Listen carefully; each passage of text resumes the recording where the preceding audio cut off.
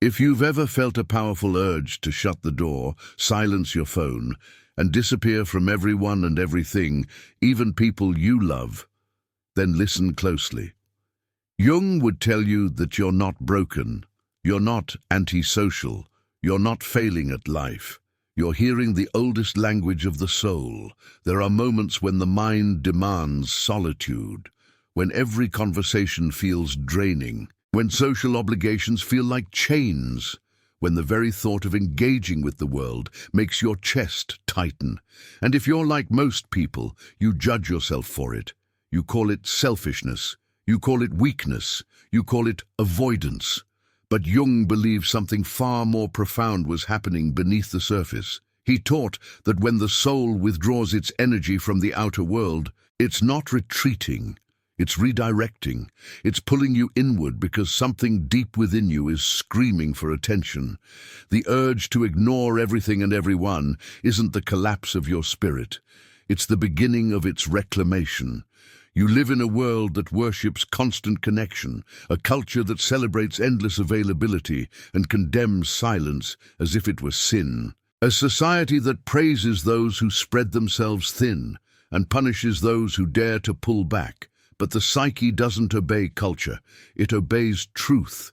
And when your life moves against that truth, the soul shuts down the noise until you finally hear what's been ignored. What you call the desire to withdraw may be the first sign of inner transformation. The first sign that something inside you is detaching, dissolving, preparing for renewal. It's the winter before the spring, the chrysalis before the wings, the pause before the return. In the next moments, you'll step into that silence with Jung as your guide. You'll learn why your soul sometimes pulls you away from the world, why your energy vanishes without warning, and why isolation can be the most honest act your psyche has ever performed. Because the truth is simple and radical. Your urge to ignore everyone isn't the end of your story. It's the beginning of your becoming. There are times in life when the body speaks before the mind understands. You wake in the soft dimness of morning and feel a strange heaviness pressing on your chest. Not pain, not fear, but a deep inner force. Something inside you whispers, "Stay back, don't engage, not yet." The world calls it isolation. Jung called it a message. For Jung, the psyche was never separate from instinct. He believed that the unconscious communicates in the language of sensations, impulses, fatigue, and withdrawal. When you feel that strange resistance to connection, when every fiber of your being refuses to join the noise of the world, it's not a collapse of will, it's a silent rebellion of your inner world against a life that no longer fits your truth. Jung observed that many people who felt this urge weren't weak or dysfunctional. They were living in discord with their deeper nature. Their outer life demanded constant performance, constant pleasing, constant effort. Their inner life demanded honesty. And when those two worlds drift too far apart, the psyche withdraws its energy from the false one. The body shuts down long before the mind admits why. Jung once described the soul as an ancestral animal, wise in ways the conscious ego cannot comprehend. It senses the shift of seasons long before you see them. It senses emotional storms long before they break. It knows when you're lying to yourself. It knows when a chapter of your life has ended, even if you insist on continuing it. And when the distance between your truth and your routine becomes too great, the soul pulls the emergency brake. It refuses to fuel a life that isn't honest. This resistance often manifests as the urge to withdraw, to retreat, to be still. Jung believed this stillness wasn't a sign of decay. It was the first stage of psychic incubation, a sacred pause where the unconscious reorganizes. On the surface, you feel motionless. Inside, entire landscapes of your psyche are shifting. Old identities crumble. Worn-out dreams dissolve.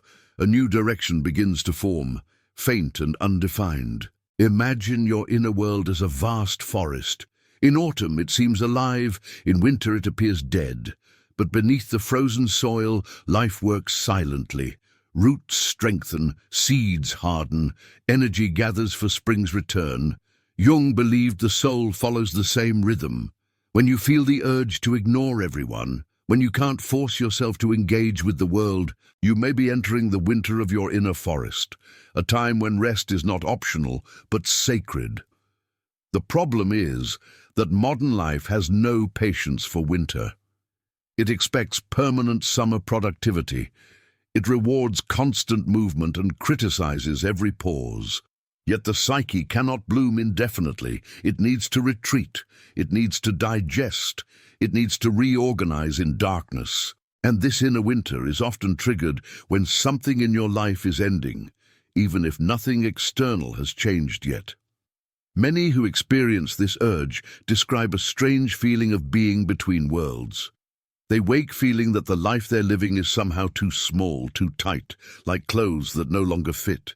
They feel something must change, but they don't yet know what. Jung believed this is the moment when the unconscious begins rewriting your inner map. The old path no longer leads where your soul intends to go. The body knows this first. It slows you down so you can't rush back to the familiar. It anchors you so you can't escape into distraction. It forces you to face what you've been avoiding. The stillness becomes the doorway. The fatigue becomes the teacher, and the urge to withdraw becomes a compass pointing toward transformation. Jung believed that what we call withdrawal often carries a message. Not every pull toward isolation is the same. Each type whispers a different truth. Each demands a different response. He didn't see this as weakness, but as a coded language of the inner world. And when you learn to read that language, isolation transforms into revelation. The first form is the withdrawal of misalignment. It's the exhaustion that arises when your outer life no longer matches your inner values. You perform tasks that once felt meaningful but now feel hollow. Conversations feel scripted, obligations feel burdensome, even successes feel strangely distant. Jung believed the psyche withdraws energy from everything that stops being genuine. When your soul senses you're living a life oriented toward approval rather than truth, it quietly refuses to cooperate. It pulls back its energy. The body slows to a halt. This isn't failure. This is honesty. The second form is the withdrawal of unprocessed pain. Some of this weight belongs to the past, not the present. Losses never faced, endings never honored, versions of yourself that died quietly without ceremony. Jung noticed that unprocessed pain absorbs psychic energy like a sponge. You feel tired because the soul is keeping vigil over something you never allowed yourself to bury. The weight is a request to stop and feel what was lost. Until you acknowledge the grief, your soul withholds vitality, crying out that remembrance must precede renewal. The third form is the withdrawal of emotional overload. Some people are born with heightened sensitivity. They absorb the moods of others, the chaos of the world, the hidden tensions in every room. Jung saw these people as emotional barometers, able to sense shifts in the collective atmosphere before anyone else notices. Their exhaustion isn't weakness, but a purging response. The soul forces stillness so the emotional system can reset. Withdrawal becomes a ritual of cleansing. Silence becomes medicine.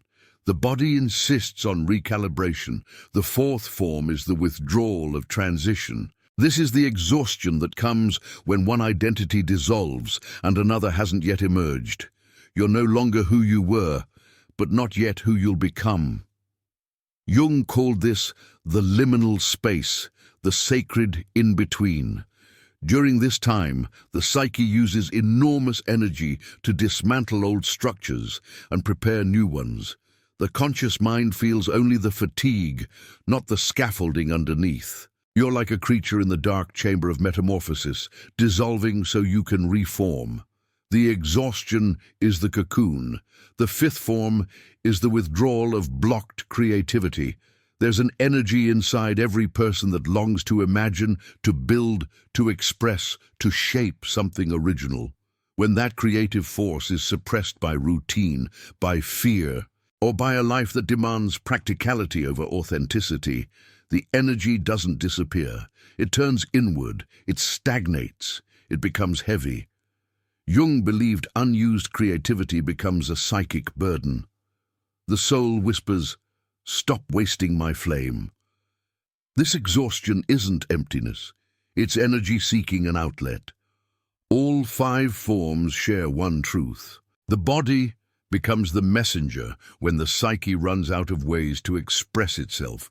The wait isn't failure. It's a sign that something inside you demands attention. Something is ending. Something is beginning. Something wants to be heard. Jung understood that the modern world leaves no room for sacred withdrawal. It teaches you to push through pain, silence intuition, ignore the messages coming from within. But the psyche doesn't obey pressure. It obeys truth. And when truth is ignored, it manifests through isolation. If you can recognize which type of withdrawal is affecting you, you take the first step toward healing. You begin to see that your body isn't betraying you. It's guiding you back to balance, back to grief that needs resolving, back to equilibrium, back to rebirth, back to your own creative flame.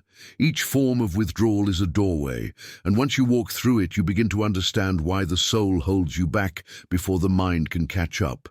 Jung believed the body is often wiser than the conscious mind. Long before we think something is wrong, the body senses it. Long before we admit a path has ended, the body refuses to walk it. And long before we understand that an inner transformation is occurring, the body slows us down, anchoring us in place until we finally listen. This is why the urge to withdraw can be so confusing. The conscious mind insists everything's fine. Your responsibilities remain unchanged. Your life may appear stable, but somewhere inside you, the deeper layers of your psyche have sensed a misalignment. Something no longer fits, something is out of harmony, and the body, loyal to truth, refuses to move in a direction that betrays the self. Jung often compared the psyche to a vast ecosystem, a living field where every part responds to all the others. When one area becomes unbalanced, the whole system adjusts. Fatigue isn't a failure of will. It's a shift in the ecosystem. It's the body trying to correct what the conscious ego refuses to acknowledge. Many people describe the same experience. They wake feeling a strange weight, even after sleeping well. They lose interest in tasks that once felt easy. They feel as if invisible hands are keeping them still. Jung didn't view this as medical failure, but as psychological message. The psyche is withdrawing energy from the outer world to redirect it inward. When the soul senses you're living in contradiction, it stops investing in performance. It stops supporting a life built on expectations that no longer match your inner reality. What seems like loss of energy is often energy being pulled home. The soul gathers its forces, preparing to reshape your direction from within. There are moments when the body simply refuses to obey the mind's commands. You tell yourself, "Get up," but your limbs stay heavy. You tell yourself, "Push through," but no force comes. You tell yourself, "Keep going," but an inner silence pulls you back. Jung believed this is the moment when the unconscious rises to the surface. It speaks through inertia. It speaks through slowness. It speaks through the deep instinct to stop. Modern culture has taught us to distrust this instinct. It praises constant movement and dismisses stillness as weakness. It worships speed while forgetting that all of nature moves in cycles. The forest rests. The tide recedes, the seasons change, even the heart beats in waves of contraction and release. Nothing in nature is in constant motion. Only humans punish themselves for needing a pause. Jung argued that the psyche cannot be forced into endless activity. When pushed to extremes, it protects itself the only way it can. It slows the body, it cancels motivation, it demands silence. so the inner world can reorganize. This isn't regression, it's restoration. It's the ancient intelligence of the soul guiding you toward truth. Sometimes the body stops you because an emotional truth has ripened inside you. A realization you've been avoiding is ready to surface. A choice you've delayed is ready to be made. A life you no longer tolerate is ready to dissolve. The body senses this shift long before you do. It pulls you inward so you can't distract yourself with noise or motion. Other times, the body senses danger where the mind sees routine. It recognizes the cost of staying in environments that drain your spirit. It knows when you're holding too much, absorbing too much, pretending too much. The body is honest, even when the ego is not. And when honesty becomes urgent, it won't let you rise until you face what you've ignored. This is why withdrawal often feels strangely safe. It's not escape, it's surrender to truth. It's the psyche drawing you back inside yourself so it can restructure the foundations of your life. The body becomes the guardian of the soul, stopping you so you can return to alignment. Jung taught that the first step in healing is trusting this inner wisdom. When the body slows, listen. When the mind resists, pause. When your energy disappears without apparent reason, look within. Something is trying to awaken, something is trying to change, something is trying to be born. Stillness isn't the end of movement, it's the beginning of understanding. There comes a moment after long stillness when something inside you stirs. It's quiet at first, almost fragile, like the faintest breeze moving through leaves, still closed. You may wake one morning and feel a subtle shift in your chest. Not a burst of energy, not sudden motivation, but a small warmth, a gentle pulse of vitality returning from somewhere deep inside. Jung believed this moment was the soul announcing that the period of inner incubation has completed its work. The unconscious is never in a hurry. It doesn't rise on command. It doesn't care about deadlines or schedules. It moves according to its own seasons. And when a season ends, the psyche reveals it the same way nature reveals spring, gently, gradually, with a silent promise of renewal. After days or weeks of wait, this gentle awakening may feel strange. You're used to the heaviness. You're used to the fog. You're used to the silence. But the soul wasn't made to stay underground forever. Jung wrote that when the psyche reorganizes, it returns energy gently, not in a flood, but in slow unfolding. You may notice your dreams become more vivid, your thoughts may grow clearer, you may feel a spark of curiosity, the first sign that your inner world is opening again. These aren't random changes. They're signs that the unconscious has finished reshaping the foundations of your life.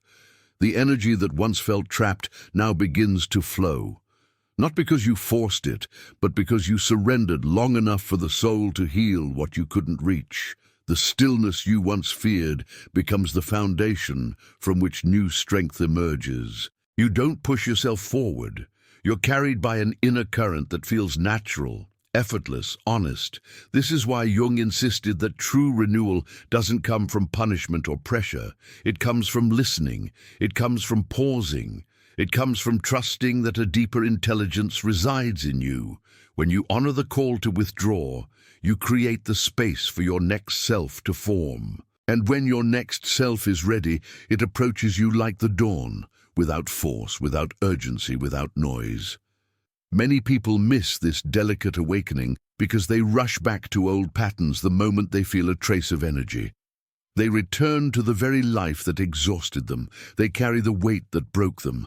They silence the truth that stillness revealed. Jung warned that this return to old rhythms is what causes the cycle of burnout and collapse. The task now isn't to run. It's to rise slowly, to move with awareness, to let your energy expand gently rather than explode outward. Your psyche is still tender from this transformation. It demands gentle movements, intentional choices, and honest structures. It needs a life that matches the truth, it rebuilt in silence. You may notice certain things no longer appeal to you. Certain relationships feel heavier than before. Certain responsibilities feel misaligned.